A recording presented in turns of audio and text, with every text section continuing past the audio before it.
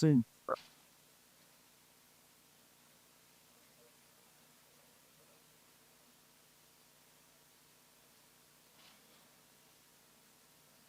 Yeah. Yes. So,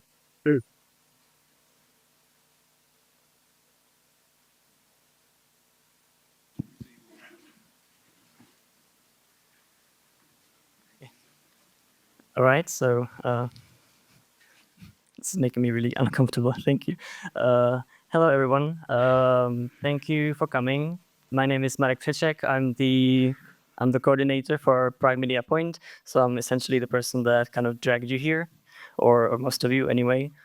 And I would like to thank that for a good reason, because our topic today is, and this year, is AI and its impact kind of on journalism and on the media, which, if I have like one lesson that I'm taking away from organizing this year, is that really everyone's kind of very much at a different stage of I don't know, acceptance, denial, or maybe like positioning to of the perception of like what do they think and feel that AI actually will mean for journalism.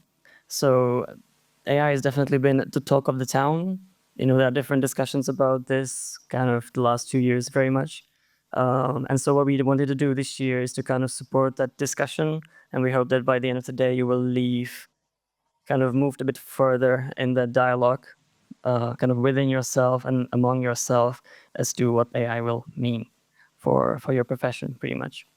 So I would like to thank also our partners. You can see them on with the logos. I would like to thank our steering committee and everyone from the team of Keynote as the organizer who helped to basically put this together somehow. And that would be it. And obviously, thanks to you to come for coming. Now, just organization wise, we are in 2 floors. This is the main floor. The second one, conference room here, the foyer. You've already seen it. It's just for pretty much only for catering and for networking and for kind of looking at the Prague Castle, pretty much. And then there's lecture room 9, which is from the elevator to the left, which is for the 2 workshops that we have. There are like 2 to 3 free spots in each of the workshops. So if you didn't or haven't reserved a spot there, then it's pretty much first come, first served basis. But there's also another floor, which is the ground floor. There's lecture room number 6, which is pretty much to the left of the cafe. And there are also 2 to 3 basically panel discussions and 1 presentation slot. So we absolutely encourage you to kind of meander around and just kind of peek into what's out there. That would be it kind of from me. I will stop here and I will give the floor to Pierre Romera Zhang, who is the keynote and who is the Chief Technology Officer of the International Consortium for Investigative Journalists. And he will give his keynote about basically if the AI has really been the earthquake that it seemed. Thank you very much.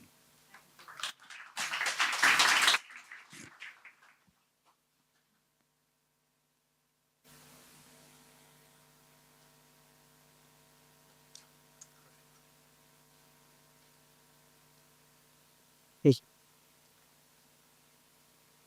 So, hello everyone.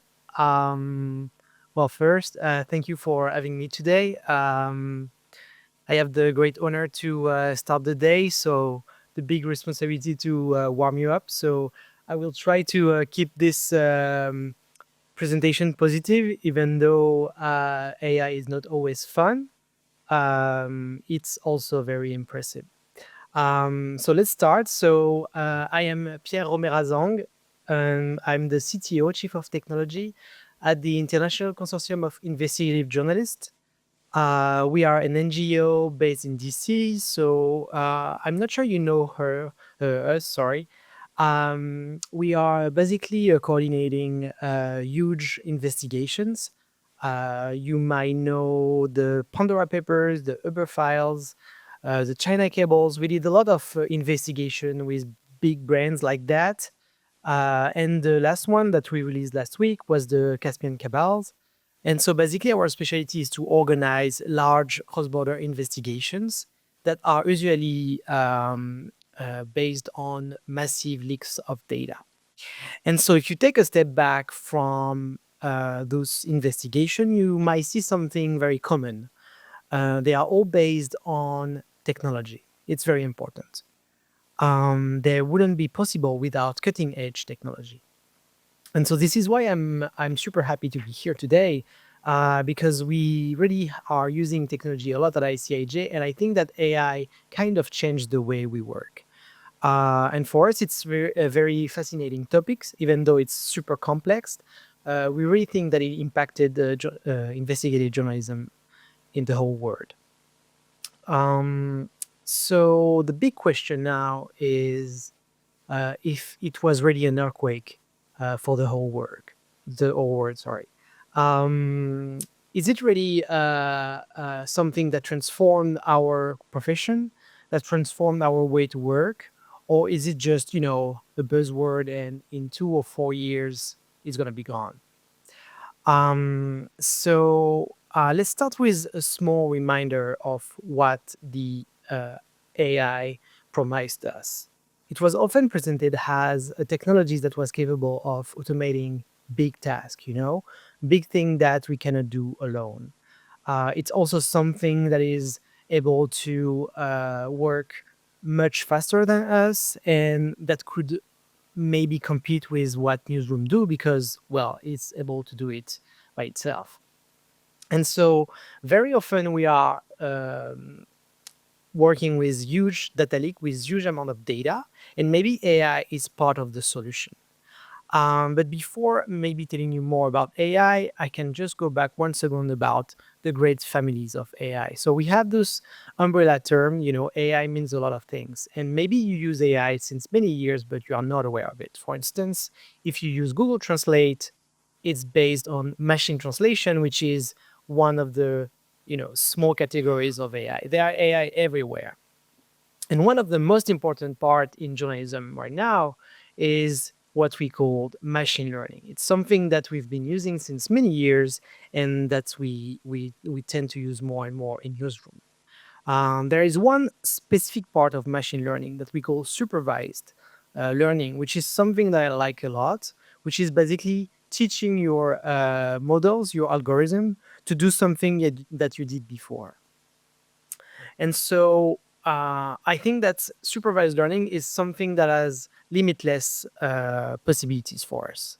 Let's take just an example. The Markup, an American media outlet, worked on this massive amount of Facebook ads, more than 500,000 of ads, and they wanted to find job ads in this trove of documents. So basically, what they did is that they categorized 100,000 and 1,200 ads to say if there were job ads or not. So a small portion of task, and then because of that small work, they were able to categorize all the ads and then the reporting on those ads. So this is essentially asking the computer to do something that you did only a few times, but the computer is able to do 1,000 or even 1,000,000 times. This is where I think that AI already help us to do great things. And I think it's, something that we couldn't have done without AI. But 2 years after that, something happened. You all heard about it. The Californian-based OpenAI released ChatGPT in November 2022. And it was really the first chatbot that the world discovered. It was the first time that probably you heard about LLMs, large language model. And it's really something that, as you can see, I put AI and ChatGPT in perspective. It's really something that dragged interest for AI in the whole world. So you all know this story. You all discovered ChatGPT, you all tried it, and you discovered that it was able to write sentences, that it was able to understand what you were telling to it. And so this is why it was really impressive. For most of us, it looks like it was alive, right? Even though if you ask the expert, they will all say that it's just a statistical model. ChatGPT is just something that is able to predict which word is going to follow another. So not that impressive if you think about it. But anyway, the results are impressive. And so when you see an algorithm that is able to understand thing and write thing like it was, the truth, you might wonder if it's not gonna maybe write news for you, and you might see that there are some problems here. If you tried ChatGPT before, you might have seen that it's creating a lot of mistakes. It's doing what we call hallucinations, meaning that it's able to give you with a lot of confidence information that is not true. And so, yeah, you might wonder if it's not going to try to maybe steal your job because it's able to write faster than you. So, yeah, I think that's one of the big questions we are still asking ourselves. Is artificial intelligence going to replace journalism? That's something that everyone is asking me almost once a week. And so the question is legitimate because, when you see a computer that is able to write almost as good as you, you might wonder if it's not going to do it for you in the future. But, well, good news. It's been 2 years and ChatGPT was released, and we are still here. So I guess it's not yet ready to take our jobs. While AI is capable of tremendous accomplishment with technology, it's still not able to work without human intervention. So let me take an example for what we did at ICIJ. We made an investigation called the FinCEN files that was published in 2021. So it was an interesting investigation because we had a trove of documents called suspicious activity reports, which are basically reports sent by banks to FinCEN to flag suspicious transactions. And so we had a lot of those reports, and as you can see, some of them were data table in a PDF, and other were narratives, just text. And so when you have millions of documents like that, obviously it's very hard to read them all and to extract metrics from them. So you are not able to automatically say, how many transactions there are in the leak, or which bank is flagging the most suspicious activities. And so this is why we try to analyze those documents with machine learning again. And we try to do something to kind of map all those transactions in the world. And so we use machine learning to extract addresses from those reports. So we had, at the end, 60,000 addresses in the whole world connected to suspicious transaction. But as I said before, AI does mistake, a lot of mistakes. And when you are an organization like us or any newsroom, you need to publish something that is verified. It's very important. So you cannot allow the AI to make 5% of mistakes. It's already too much. And so this is why we started to think about that at ICIJ, and we really wanted to use AI, but responsibly. So we created a tool that we call Prophecies, and that is basically a platform where our data journalists are able to check each record one by one. And because we have a very strong fact-checking process at ICIJ, each record was checked by 3 different people at least. And so even though the machine learning allowed us to extract a lot of information quickly, at the end, because we have to publish something verified, we had to check every row one by one. So thanks to this kind of platform, we were able to do it very quickly. But I think that brings us to the first conclusion, which is, well, AI might have been an earthquake, but it didn't really destroy our job. It just transformed it. Like, he did not compete with what we do, but it worked only because journalists are still doing what they were always doing, which is fact-checking data, finding sources, etc. So as you can see, AI is able to do great things already. It can create content like the one I showed. It can find connections between things. It can find things that you cannot see with your eyes because it's a computer, so they can see very tiny things or, in contrary, big things on the big picture. But the way I see it, I think they are more like a skills amplifier. I really think that AI is not replacing us, but it's kind of giving us the tools to do what we already do, but at a much, much, much broader scale. And so if you look at the future, it will continue to evolve and possibilities for investigation will continue to grow. Now we are seeing technology capable of generating hypotheses. We are seeing technology that is able to predict fraud and see patterns in a lot of data. But so now we are at the next step. And so we use AI. It can find things for us, but we have to ask ourselves new questions, more connected to, of course, ethics. So how do we ensure that our algorithm remain transparent? It's really important to have a transparent methodology when you are a journalist.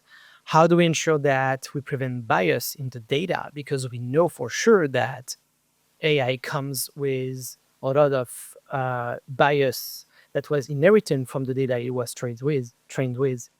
And finally, how do we use AI responsibly? That's as simple as that.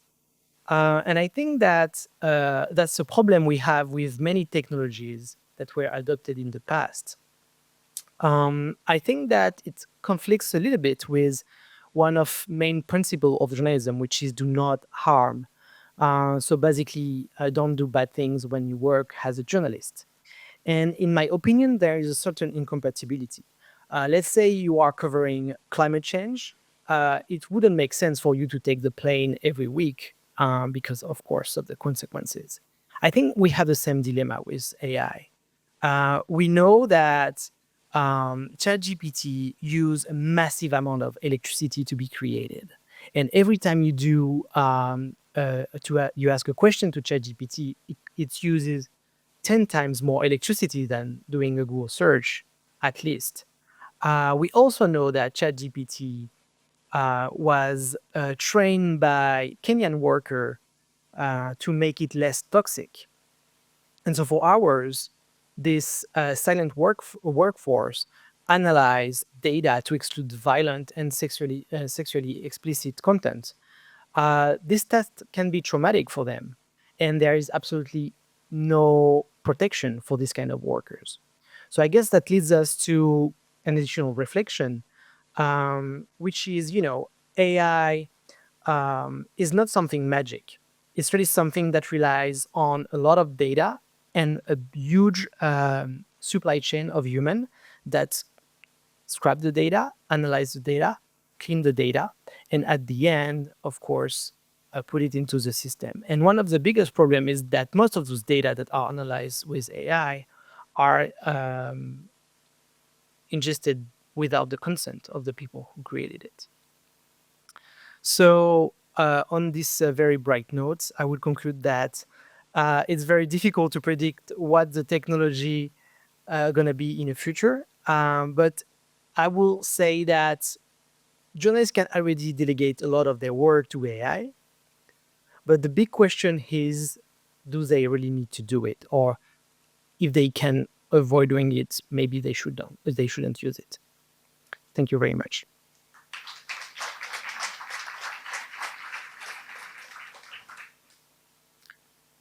Do we have time for questions?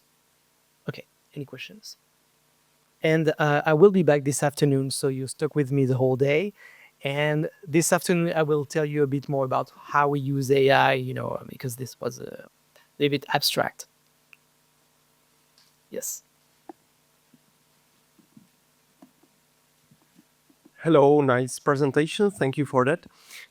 You said that AI helped you to analyze the data in much higher pace than doing it manually when a human does it.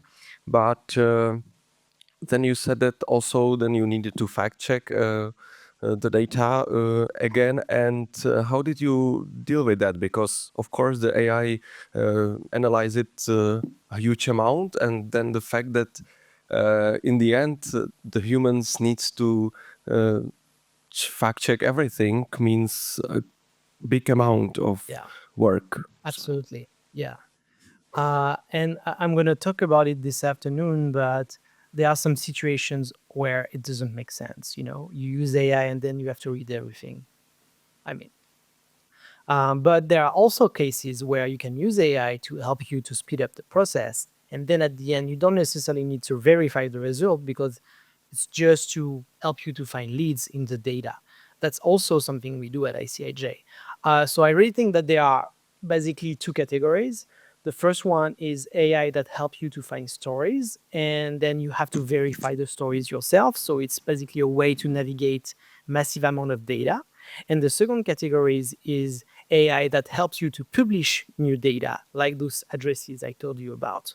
Those second categories, this second category, of course, you need to check everything by hand, so it kind of kills the purpose of using AI, but maybe it speed up the process a little bit. And just for this a small gain of time, that might be worth it. Okay, thank you.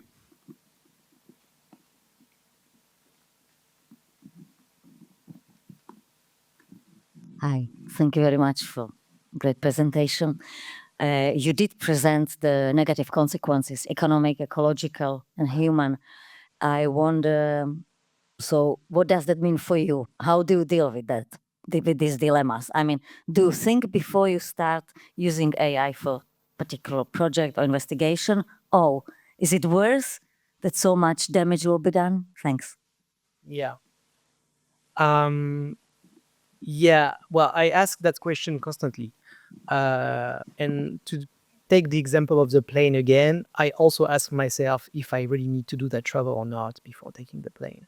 That's the same for AI. But I think at our scale, we are not using that much of electricity compared to ChatGPT, and we are not using models like ChatGPT. There are also a whole ecosystem of AI based on much smaller technologies, much smarter technology that have a smaller impact on the world. And so this is a kind of technology we try to use and we prioritize to use them. There might be some case in the future where we will use LLMs to analyze our documents, which means that we will benefit from this. But I think that should happen only if it's essential. And if we can avoid doing it, we will.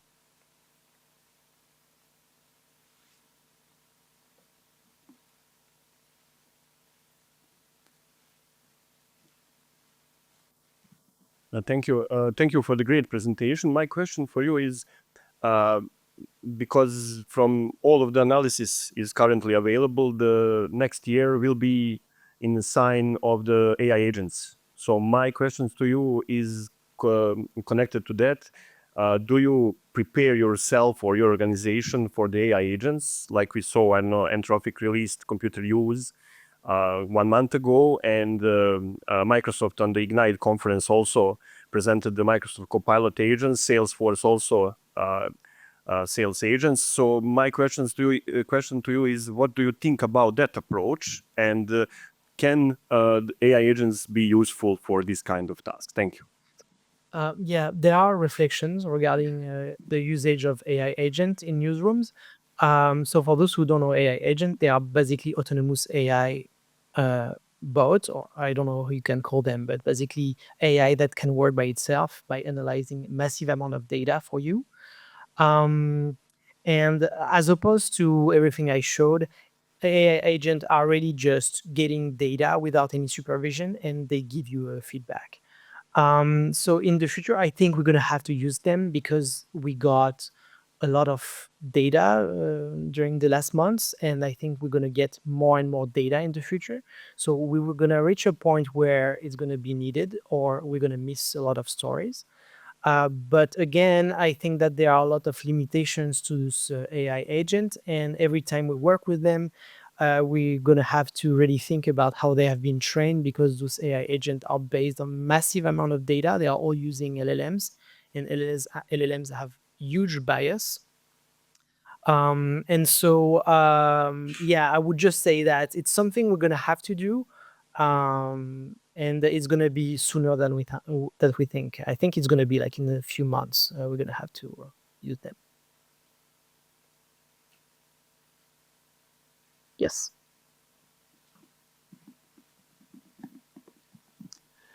Thank you.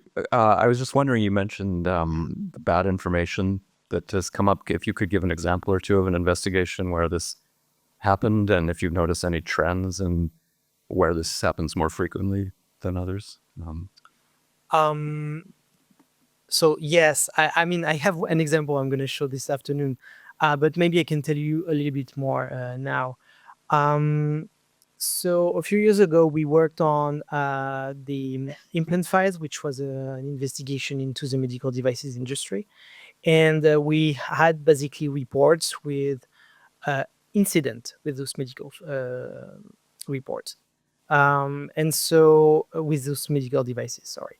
And so we trained an AI to help us to find how many deaths there was in those reports. And the AI did absolutely a very bad job. And so basically at the end, we had to read every report one by one because we realized that the AI basically had an error rate of 80%. And so in this kind of situation, you paid a lot of money for AI because it's expensive. And at the end, you have to ask human to do the work that the AI did wrong. And so that's why I think that we need to be very careful. There are also a lot of examples. If you ask, for instance, ChatGPT who you are, you maybe already did that, you will see that it's kind of faking content. It's creating you a life that you don't have because it has so much confidence and it was trained to always give an answer. So it's even capable of inventing something to just make sure that it's going to answer your question.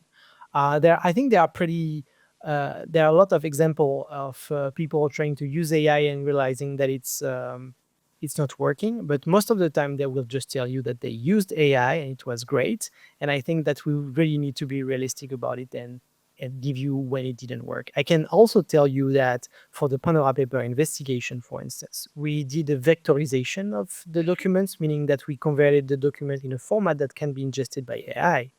It cost us $50,000, so a lot of money. And at the end, it was worthless. We couldn't use it. The results were so bad, and it was just to classify a few documents. So I'm going to mention it later today. But in some cases, yes, AI is just a way to waste money. Yes.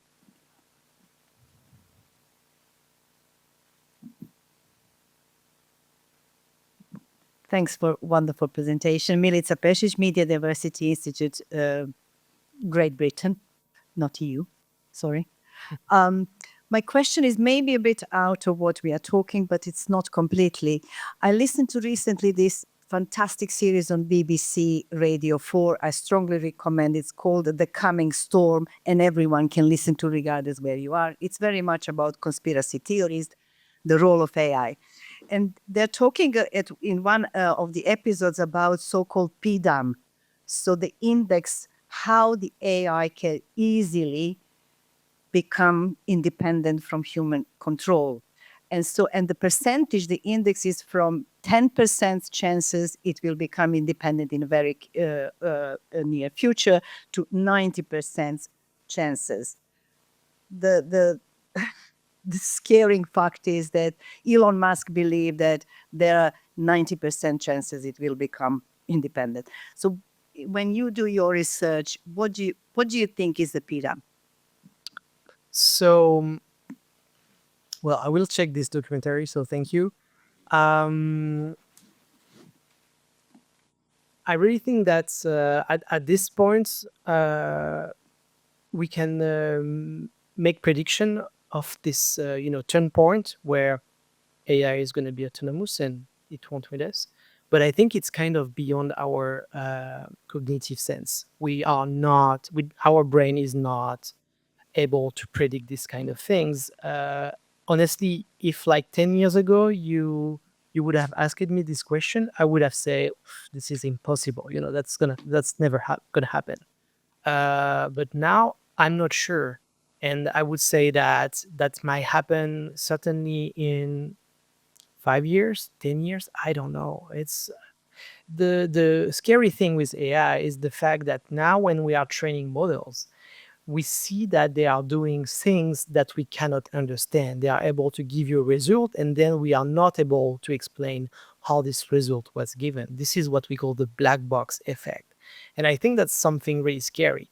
That's also something that can be impressive. For instance, now we are able to train AI to translate from a language to another just by basically using translation from different languages and combining them. And the crazy thing about that is the fact that researchers are not able to explain how that's possible. And this is why I think that there is something in our brain that is not yet able to identify how this AI are going to evolve and what we're going to be able to do with it in maybe 5 years from now. Yes.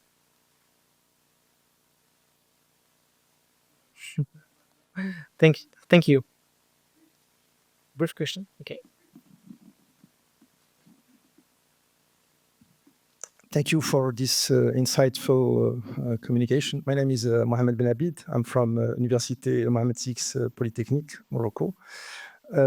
My question will mainly focus on how ICIJ is organized more than AI.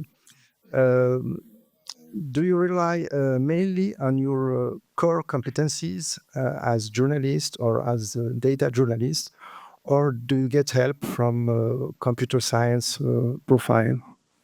Okay, so very quick answer. We have a small team of data journalists, so it's about 6 people. We have 10 developers.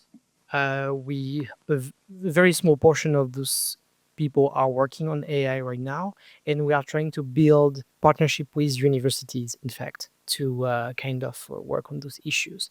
And it's going to be more and more partnership in the future. Thank you.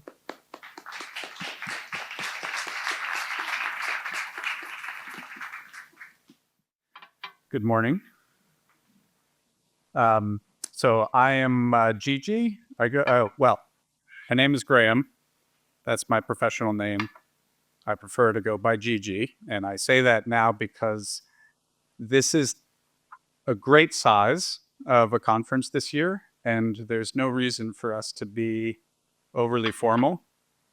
I am the least important person here, but I hope I'm among the most curious. So I want to lay out some I wouldn't say ground rules, but let's say hopes and dreams for our day together, since we're starting a long day that we hope will start to feel long, and then we'll have lunch, and then we'll have energy, and it'll start to feel long, and it'll be time for wine. Okay?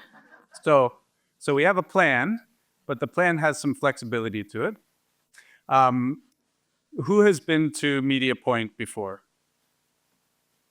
Okay, so you know that the most important person in the room is Andrzej, because he has the possibility of making us look good or look bad. So there will be photographs taken throughout the day. So 2 rules. 1, if you're really struggling and you don't want to be on camera, maybe let Andrzej know, but that's going to be complicated. The second rule is do not go up to Andrzej later and say, I want to see the photos before you print them. I'm the only one who he's allowed to make look pretty. And that's because my background, just to sort of be transparent here a little bit. I have worked for redacted years in journalism, and basically too long to share. Most of my work has been in the radio and podcast and audio journalism space, primarily in the United States. So I come to you informed by my experience in that area. I also worked on media strategy and helping set up what ICIJ is now, but that was forever ago. So it's great to hear from Pierre how they're implementing new tools for their work. And was it Muhammad? So that question that you asked at the end is a good one for us to think about as we go through these conversations today. Like, what is the organization behind this? Who are the humans? How is it set up? So the application of new tools is not treated as just a two-dimensional computer screen or mobile experience, but is actually humans making choices. So ground rules, and then we'll get to the more important people. We should be driven by curiosity here. Conversation is not a competition. This is not a debate about AI. We should bring forward our questions and concerns. I'm a highly anxious person. I'm a worrier, probably part of why I got into journalism. And worrying is a feature and it's a bug. We want to make it a feature today by using things that we're worried about as flags, not as opportunities to be pundits and to act like the world is on fire. The world might be on fire. And I suppose coming from the US, I should say I'm sorry, but we could talk about that individually.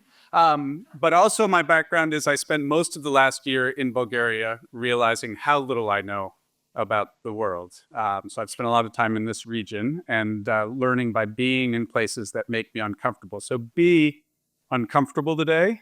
Ask the question that comes to mind, as long as you do it with kindness and curiosity. Try to resist judgment on other people's questions, and let's be open to a day of learning. So we will, with Marius's, with Marek's help, I will try to keep us on time. And remember, we're here all day. So when there's no time left in that session, hold your question and talk to the next moderator and say, I'd like to bring that question forward in the next session. So no session will ever actually, it will not be the end of a conversation. In fact, today will not be the end of the conversation. So all good? Any questions or concerns before we dive into the next session? Okay. Well, so Marius is going to get us started. Damir and Asya and I are going to be in conversation with him after. Were you able to get your... We can improvise on the spot. Okay. So we're hoping to actually build in some practical display of what's possible in this space. But Marius, why don't you get us started? And everybody, hold your questions for a little bit, but we're going to make this conversational in about 20 minutes. So this is the most formal we'll be, and then we'll open it up. It's okay.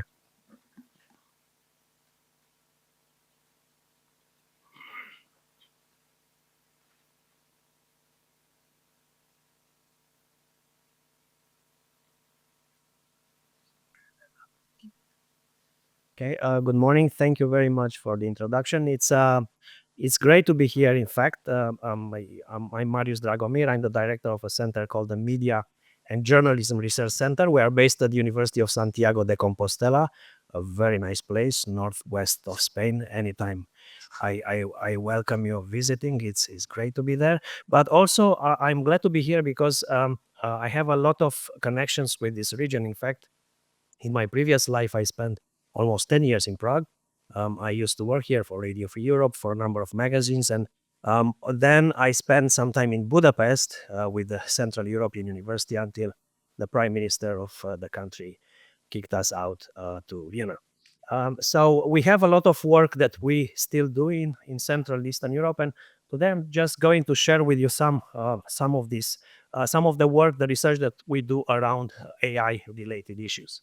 First of all, the main project that we develop at the center, that we call it now Artificial Intelligence Market Project, is focused on four key areas, four things that we want to map.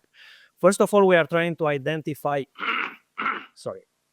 key players in this field. So we are compiling a database of companies and individual innovators that are at what we call at the forefront of developing AI tools for journalism. Then, and this is something that the center has always been doing, mapping has been our main strength, and I think one of the things that we do well. So another part of this project is mapping the financial links, issues such as financial investments, ownership structures, to really understand the economic landscape surrounding these AI tools. Then we have a part of work looking and assessing the impact. We try to evaluate how these AI tools are used by media organizations and how effective they are in improving journalistic practices. And then a very important thing, and this is something that in fact we noticed in one of our first projects as part of this sub-projects as part of this project, is the issue of transparency. I think it's really important as once the AI is growing, something that I believe we had to know also in the media field is to really understand who owns, as much as important as it is to understand who owns and who finances media and journalists. I think this will become a major issue with the companies that will be active, that are already active and working in the AI field. So first of all, let me just refer to a few findings from a project that we have developed in this region with Thomson Foundation. Asia will talk more about the challenges. We worked on this together. This was a project that we carried out this year, right? This year. Oh, it seemed a long time ago. We started it in March in the 4 Visegrad countries. It was based on interviews with journalists and basically we had a very basic methodology and question trying to understand how they are using AI, how they implement it, and how useful that is for their work. So we have a lot of findings. You can consult the methodology and the report on our websites. But I just picked up a few things. First of all, is indeed journalists in the region are starting to discover the substantial benefits of the AI, especially when it comes to efficiency and data management. So here we heard from journalists talking about using the AI for automating technical repetitive tasks, saving time, especially for small media outlets. This seems to be extremely important. Also, a very interesting thing that we heard, I think, from most of the journalists is the issue of the ethical consideration. A lot of them have noticed that, using AI tools, and referring to Pierre's presentation, a lot of them are actually concerned about using these tools because of the problem with errors.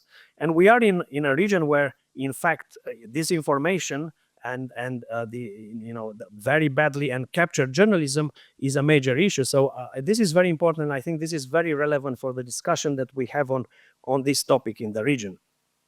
Then I think it's very important to when we think and analyze what is happening with the AI at this more like structural level, to really understand the media context, the media independence. And again, this is a huge issue because I think there is one thing to implement and use AI in the Czech Republic, which still has a vibrant press and independent journalism.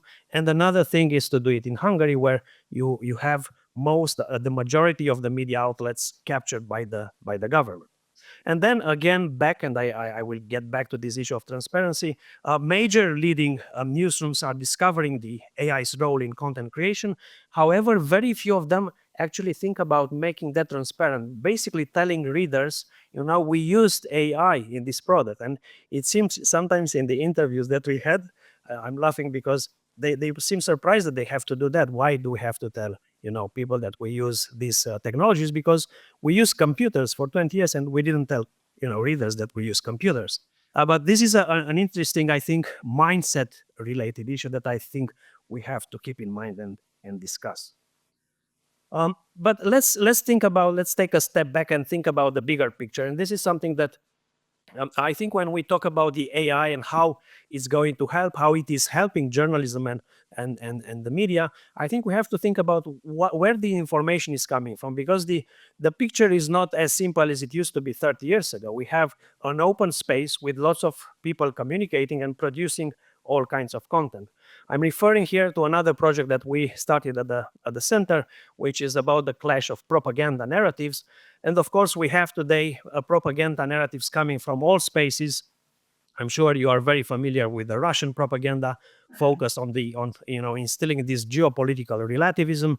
I'm sure you are aware of the Chinese propaganda aimed at questioning dominant Western narratives.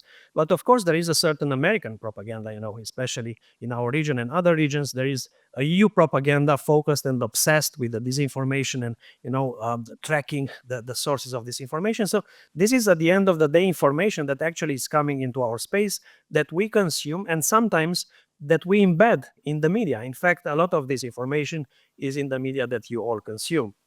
We have, of course, then I will not insist on that, on the social media, content generation. And here I'm not talking about social media as a distribution platform, but as a platform that is actually generating content, people talking and writing all kinds of things. And then we have, of course, the news and media produced content that is based on traditional journalistic principles. And of course, increasingly, I think a major line of a major part of the communication is what we call the private narrative exchange, people talking and exchanging information through private networks such as messaging apps. So this is a very sophisticated and complicated information ecosystem.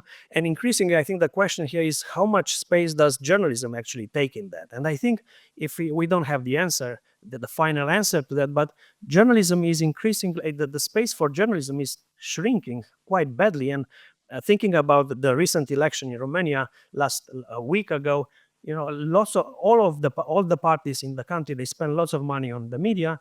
And in the first round of the presidential election, the winner was a guy who didn't spend anything. He just advertised himself on TikTok. A day before, nobody knew his name in the country. A day before, he won 2-point-something million votes. Now, talking about the propaganda narratives, because we spoke about where the information is coming from.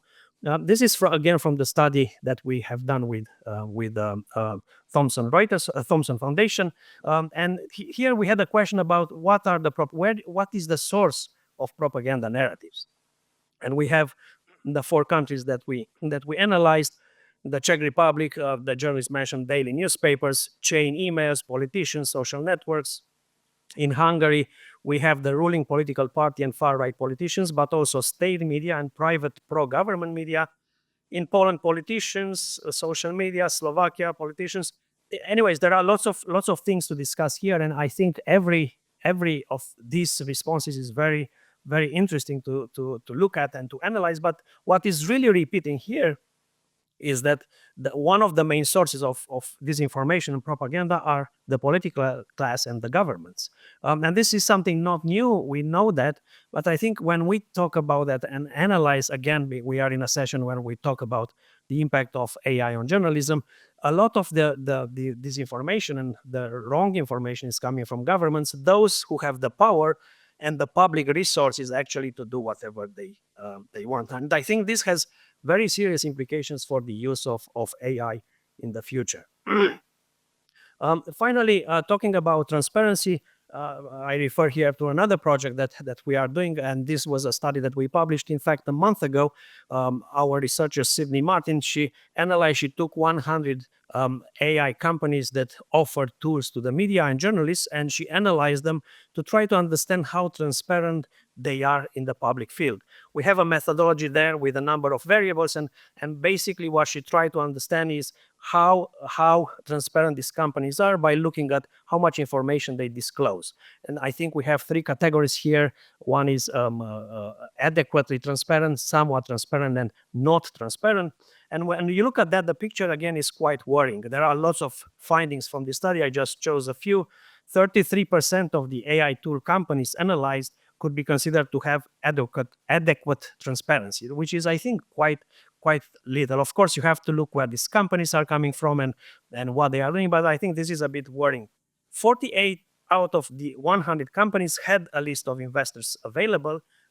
Only 25 out of the 100 had valuation information available, and only 24 had revenues available. And I think, again, this goes back to the issue of ownership, finances, who owns these companies, which will become extremely important. Also, what we found out was that the most prevalent type of AI utilized in the data set was generative text. I don't think that this is something surprising, with 61% of the AI tools offering capabilities for article writing, editing, translation, and summarization for journalists. So just to end on looking at this picture, at the issue of transparency, the data that we have, and I think this was a question that was planned for this panel. Is AI in journalism a transformative shift, or is further widening the existing imbalances? And I of course, we don't have the definitive answer yet. I think there are many moving targets there and things to analyze and research, but I tend to believe that, well, I think it's both. But I tend to believe that we have a major problem there, because I think the AI is going to further widen the imbalances. I mentioned the media capture, which is a major issue that we had in this part of the world, but also in any other countries. I think the AI role there, because all those entities and players that I showed you, they are all using AI. It's not just the media and journalism that discovered that. So I think we have to really think where the resources are coming. And when you look at that picture, I think the answer to this question is that definitely there will be more imbalance unless more regulation and more tools and mechanisms to check transparency of these companies will be implemented. And this is about the issue of transparency. And finally, something that we have to discuss, it's always been part of the debates, is the role of the tech companies, which play a major role in this in this news media ecosystem. On that note, very happy to share more information from our work and to answer more questions in the panel. Thank you. Thank you very much for that, Marius. Austria, I wonder if you might pick up with that last question. Can you put that last slide back up? And you can share anywhere you want to go, you can go. But I given that that's where the continuity has led us, I would say I'm interested in less in the answer to that question and more in how do we gauge this? I would expect that it's going to further widen existing imbalances unless we pay attention to it, unless we have transparency. But how can we actually track this and measure this? And what are your general impressions having been part of this work? Hello, everybody. I represent Thomson Foundation, but I must admit that I also have my academic life in Prague, which brings me to the point that the question about ethics is something that it's a problem not only among media outlets and journalists, but also when it comes to education and educators in general. So I would say that it is a conversation that we haven't conducted, how to say, in detail yet. A discussion about ethics that is happening while the tools are developing, while technology is becoming part of our daily experience as consumers, but also as media producers. And this, of course, raises a lot of concerns, and Marius stressed some of them that also appear among media communities in Central and Eastern Europe.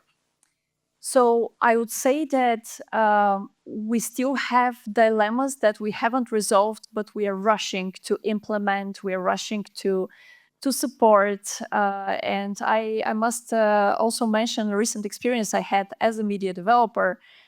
We commissioned another study regarding safety and security of journalists in a few countries of Central and Eastern Europe. And one of the reports that we received back from our contributor was 16 pages generated by ChatGPT. And then we realized that we actually didn't set ethical standards and barriers and like understanding of what is allowed, what is possible, what is permissible, and what is not. So I'm just making these notes to say that from a media development point of view, it is often like we have these discussions more and more often, especially when it comes to funding media, supporting their projects, their ideas, and having this conversation individually with each and every of them about what is ethical when it comes to the use of AI. Now, going back to the study, a very interesting research. We completed it in early summer this year. A lot has happened since then, as you know, politically, technologically. And when we completed it, it turned out that only 15% of the media outlets that we surveyed actually integrated some AI tools in their work already. Again, this was the early part of this year. So the progress of AI across the region is rather slow, or was rather slow, because we started a project with 5 countries of Central and Eastern Europe, and I will tell you a little bit more about how creative they are when it comes to proposing projects. So the challenges that these media organizations, even those who haven't dared to start using AI, the challenges that they point to, and some of them were mentioned already, are ethical, but also cultural and linguistic. Because we know that ChatGPT and like other AI tools cannot offer products in different languages, and yet I must share this news that Bulgaria became the first country in the region that launched the version of first large language model, the BG-GPT. However, despite these efforts, I would say that this major challenge remains as a cultural barrier across the region for most of the media outlets that we surveyed. Technical difficulties were also mentioned by many journalists across Central and Eastern Europe. Certainly the human supervision, or the need to check every single, let's say, outcome produced by AI, it's necessary. And sometimes newsrooms simply don't have the capacity, they don't have the human resources to actually devote, or they don't have the knowledge that is necessary to go after the AI production and check if everything is correct. And on the other hand, smaller newsrooms that actually benefit from applying these tools often don't have the resources to, let's say, pay for more expensive subscriptions, or to train their staff and their journalists to educate them to use these AI tools in an efficient way that will actually help their newsrooms. So I mentioned the ethical dilemmas, but of course there are variations across the region. Interestingly, our expectation was that in countries where disinformation is on the rise, like Hungary, that the pro-governmental, how to say, may I use the word agents, because this is also very popular. The pro-governmental agents, like influencers and media, they actually weren't making that a significant use of AI earlier this year. I personally expect that this is changing very, very fast. They're learning fast. They are using more and more tools that show their ability to actually apply AI tools for disinformation and propaganda. And maybe if we repeat the study next year, it's going to have a different outcome. But again, like when it comes to human control, it's certainly a major concern across the region and among journalists and media outlets that we surveyed. I would like to maybe say a few words about the project that we are currently implementing. It's called Business Innovation Synergizer, and we have 12 media that we are supporting under this project, which is going to continue until the end of next year. So we started this project based on the study, and with the expectation that maybe there are more fears than hopes related to the use of AI. But interestingly enough, we actually received a lot of good quality applications that were the product of pure curiosity. Some of them were written by journalists who didn't have much knowledge or training in how to use AI tools. Others were more advanced, let's say. But overall, I must say that journalists in Central Europe are curious to explore. There is not much when it comes to environmental considerations. There is like more curiosity, and I think as media development organization, it's our responsibility to remind actually media organizations that this is something to at least have in discussion. But A few projects maybe to mention. For example, as a primary goal, we have to actually train employees and journalists how to use AI, what are the risks, what are the limitations, and how they actually can improve their organizational content moderation processes better. So it's about effectiveness and efficiency. And usually what we see is that people across the region have better IT skills than AI skills. And very often decision makers are not those who actually have knowledge of AI, but it's the operational level. And now what we try to do is to actually target the decision makers plus the operational levels in newsrooms to be able to actually make these people talk to each other more often and see how they can use or how to make a use of AI tools. So some outlets, as I said, they lack the human resources. They have insufficient financial resources as well. But also when it comes to, let's say, teams, not only individuals who are interested in AI, I would say, and the research showed that AI teams, it's still it's a work in progress, as we say in academia.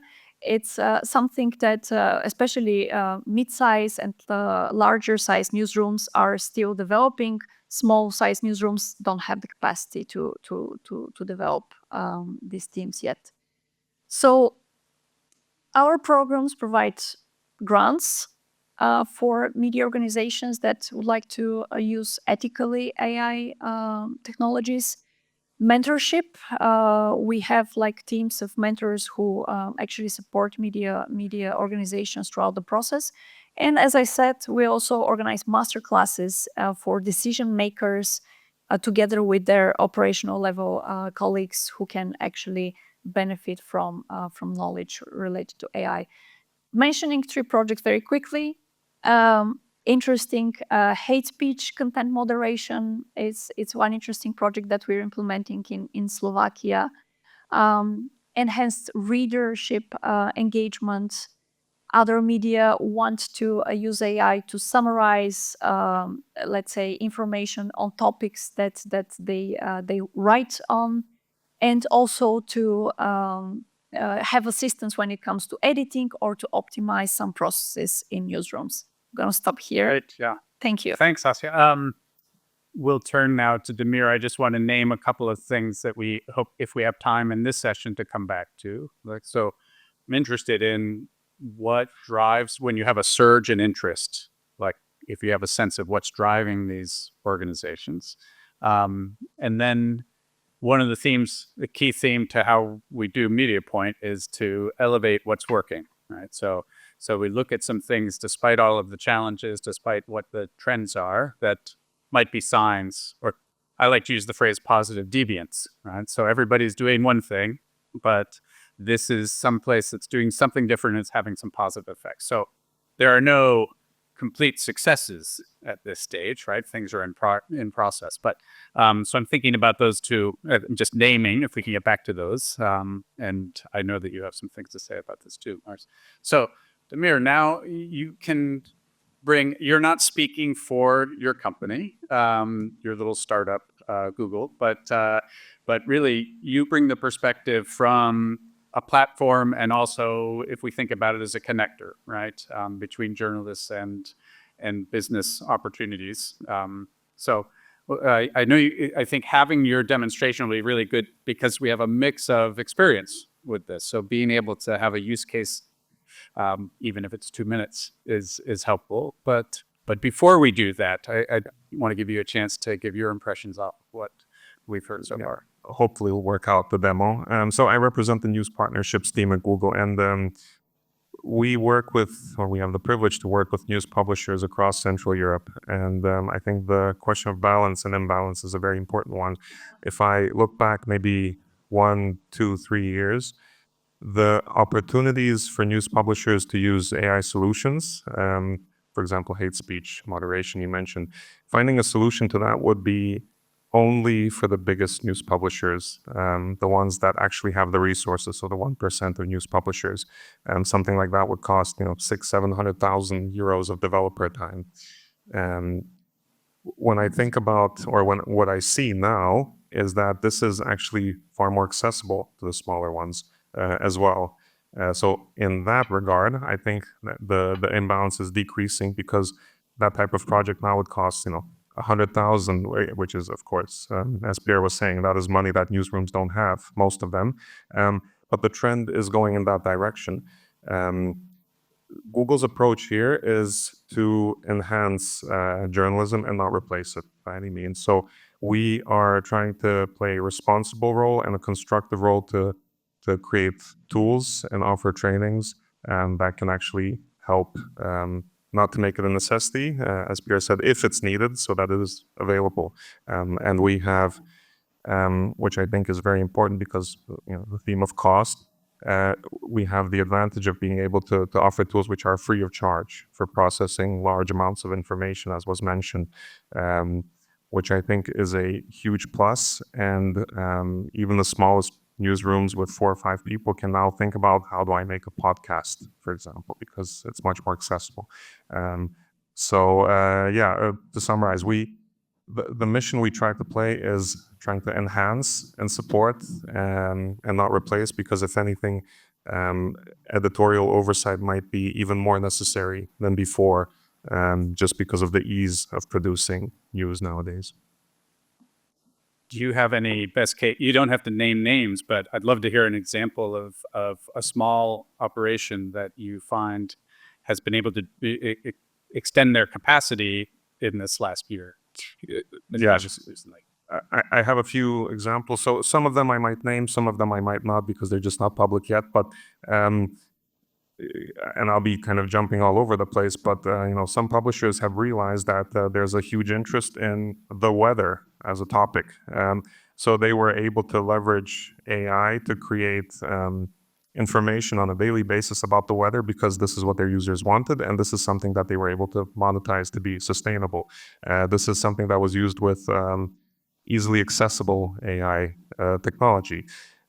Hate speech, an Estonian publisher has recently created a solution to moderate hate speech, to promote the constructive interactions, and to flag the ones which are not constructive.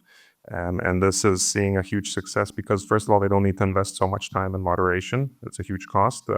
And then second, it actually increases the page views and the time spent by their readers, which again, in the long run, from their business perspective, it allows them to have more sustainability. And there's is anyone from Forbes here by any chance, to check Forbes? So no. So they released a case study recently, and they worked on actually creating an AI solution, which is both for their newsroom and for their readers. How do they keep their readers on their site longer, as well as how do they make the life of their journalists simpler by helping them with meta tag creation, suggested headlines, etc., so that their articles can actually be more successful. And the feedback from them was that the success, the ROI, was a lot more than the investment that they put into it. There are many examples where this is becoming a norm, that they're investing into these solutions with less resources, and sometimes free resources that are out there. I want to bring the whole room into the conversation. So we have a question here and later there. Okay. And do you want to try to set up your... if you don't mind, and just tell us who you are and what kind of work you do.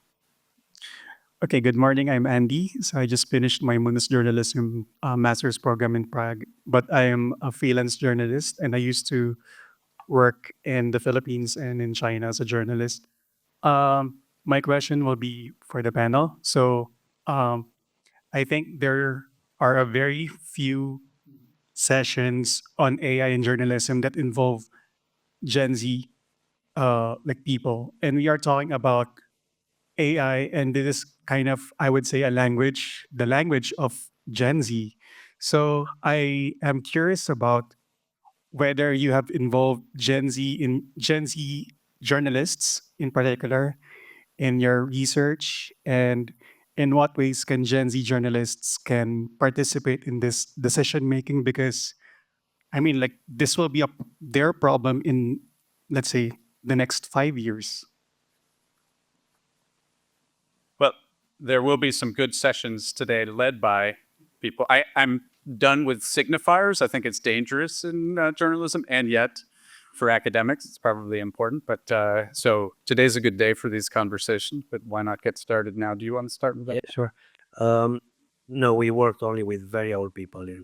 No, just we definitely, this is a major issue, and I think it's part of the discussion that we had when I mentioned the information ecosystem, when we look at the various sources of information, where they are coming from. And I think the generational issue is very important to take into account, and we do it. At the center, we have a program on which is called Young Media Researchers program, where which is open to very young people willing to do research. So we do, and we are very conscious about these problems. When it comes to this very practical question of the study that we did on AI, we didn't include that necessarily in the criteria of, for example, selecting researchers. It was not part of that. But I think in the sample of media outlets, we had that in mind, not as, to be very honest and open, not as prominent as maybe it should be, but we try to ensure diversity of the journalist interviews, media outlets selected, and so on. But it's a huge question, a very important issue, and I think everybody is aware of that.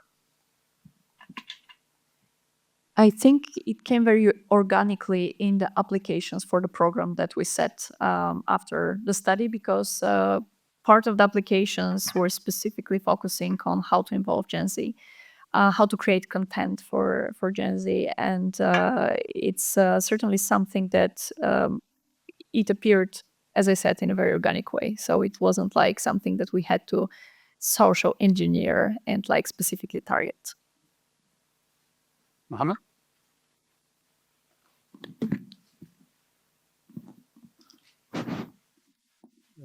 I think that the question of resource, as mentioned by ICIJ, is an important one.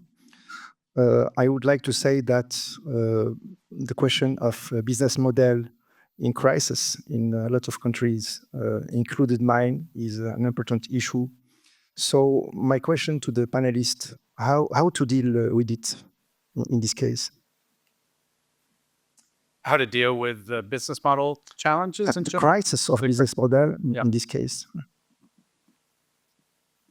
Well, that's another that's a whole conference. but yeah, I'm interested in also, if it fits with your question. I mean, Graham, that if the subject is to use AI with the responsible way, it's difficult in reality to prioritize this battle when newsrooms are fighting crisis. I mean. Yeah, and I think this pairs with it, but you can answer just Mohammed, or you can add this to it. I'm actually curious whether AI has the potential to disrupt the model in a positive way for the stakeholders, which is the people of the world, right? So does it reinforce existing business models and make them more, and we have to have a whole session on efficiency, right? And whether efficiency in the cult of efficiency is part of the problem here. But can AI, in what ways, again, I'm reminding myself of the what's working model. In what ways and how might AI help us develop more sustainable business models and therefore support journalism? And in what ways do we see it actually reinforcing the negatives of the business model that is really hurting journalism? Is that fair? Yeah, thank you for the question. So I'll try and answer it from my experience. I don't know if this will fit your story or your question, but the majority of news publishers, when it comes to their business model, they either earn money through subscriptions or through ads. After that, you might have grants and other options, but that's already in the niche area. I don't know of any successful AI-based model in terms of business. So I think whether you're in ads, whether you're in subscriptions or something else, I think the question is more, how do you use, are there any opportunities for AI to enhance it? If you're an investigative journalist, if you are in investigative journalism, how do you use tools that actually help you be more effective? If you are in the ads business, how do you use AI tools to serve more relevant ads, for example? So I think that's where it can help, but it cannot be based on it, at least. I haven't seen it until now.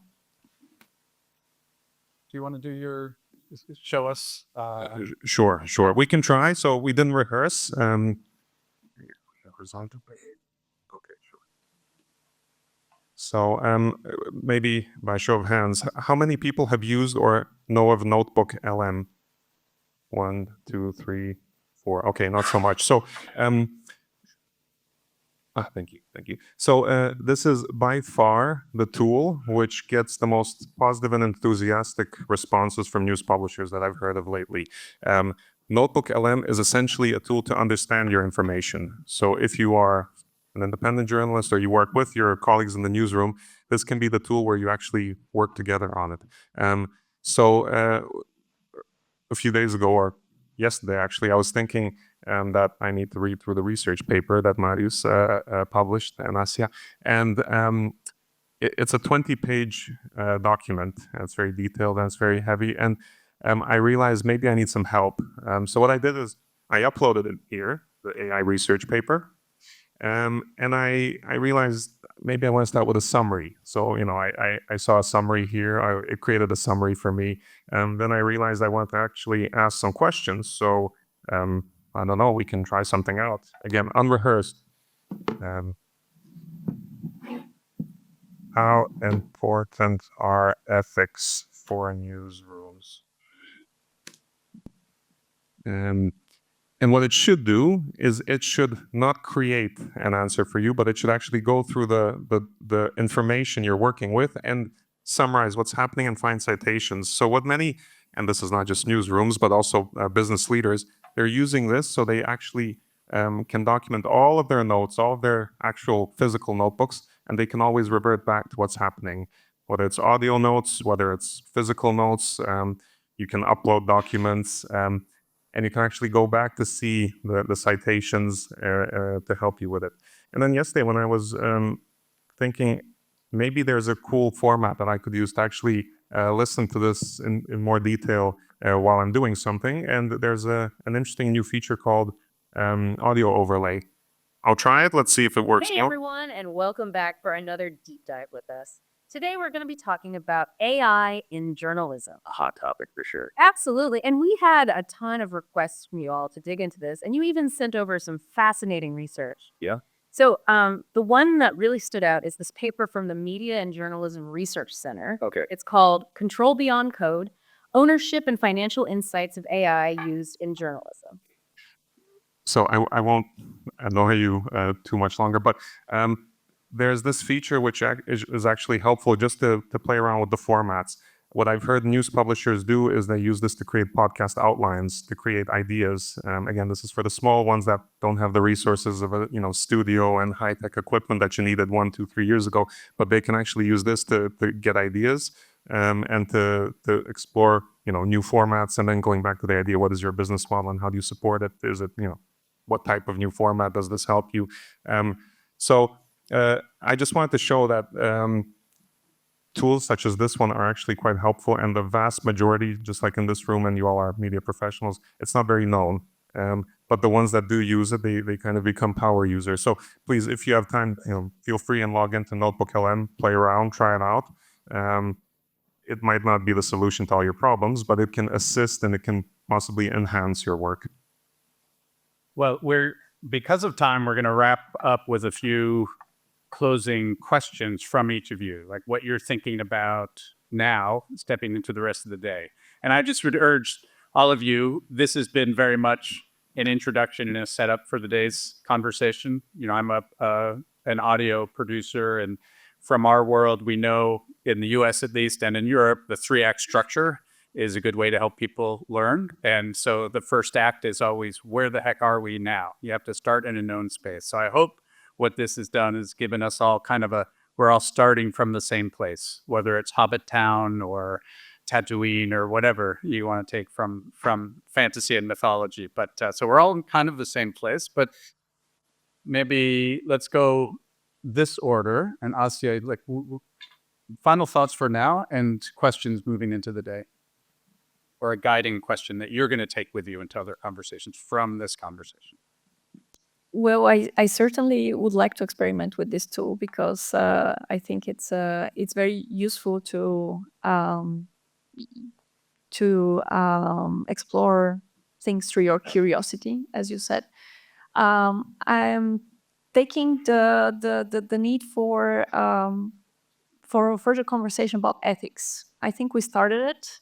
I'll be very curious to hear throughout the day how this is going to evolve and how people will contribute, because I think that we need to have this seen from different points of view, like media developers, journalists, editors, like people who have the business mind, because I agree that AI has to serve sustainability, and it shouldn't be, it's a little bit of a like chicken egg conversation, because AI should actually be used to improve efficiency and all this. But the question is whether everybody has access and knowledge to do it. Thank you. So it's clear that the conversation will remain, and the questions will remain, is AI something that offers endless opportunities, or is it actually an existential threat? I don't know the answer. No one knows the answer, but I think what I'm constantly thinking about is how to bring all of these worlds together that you mentioned to talk to each other and to focus at least on the opportunities a bit more, and in that regard, try and overcome the threats where possible. Yeah, just 2 points I want to make. One is about the, again, taking this more like structural media conditions approach. One is the fact that when we look at the AI, and back to my question, our question, is this a transformative shift or just widening the imbalances? I think a major problem, a major issue remains the transparency. And I think this is something that I think we should become obsessed with, because this is a sector that is slowly, if not already, become a player in itself in the news ecology. AI companies are actually generating content using other contents, and at some point in the coming years, this will be a player in the ecology that I showed you. And that's very important, I think, to know who are the people owning these companies, producing this the content and financing that. And the second point is about the I'm not sure whether journalism will be touched on in other sessions, but I think if we come back to this question, it's really important to think about the shrinking space for independent journalism. We have companies, and I think the question about business models is extremely relevant here, because if you look in some countries in the media model that we call corporate model, countries like UK, Belgium, Germany, look at media companies, and they have actually very high revenues, the large publishers. When you talk about the capture model countries in our region, where media outlets are either captured by the government or independent, the independent ones do not have a business model because the funding is captured by the by the states. And in these spaces, we have a major issue with how these independent journalism outlets will evolve. The AI probably will make a difference, and I think there is a big case to discuss here about the impact of AI on the business models, but the major question remains how much of these new technologies will help the independent journalism in the whole ecology that we are talking about. I enjoyed a lot the presentation in the morning, the keynote from Pierre, where he described the work of the journalists, and we have other players using AI. But when it comes to how people communicate and generate content, none of those players have the problem of double checking. If you look at the propaganda narratives, if you look at people generating content on social media, if you look at people on private conversations, they don't have the problem, I used AI, let's see if it was accurate. No, and they actually occupy most of the space in the news ecology. Only journalism has that problem. problem, sorry, has that very important issue that costs money. That's a very important thing to have in content that is distributed, and that is something that we have to discuss, because in fact we need that kind of content that is under the most threat, and that we hope that the AI is going to save. I hope. Great closing remarks. I appreciate your work here, and I hope you'll be able to stay with us for a little bit. We'll have a coffee break now. Your homework for this coffee break, because you shouldn't be exhausted yet, is to ask each other questions, continue this conversation. Maybe some of us can stay up here if you have questions that we didn't get to. Bring them to us at this point, and then we'll see you. Do we have 2 sessions after this that start at 10:50? Okay. Okay. Okay. All right. So thank you.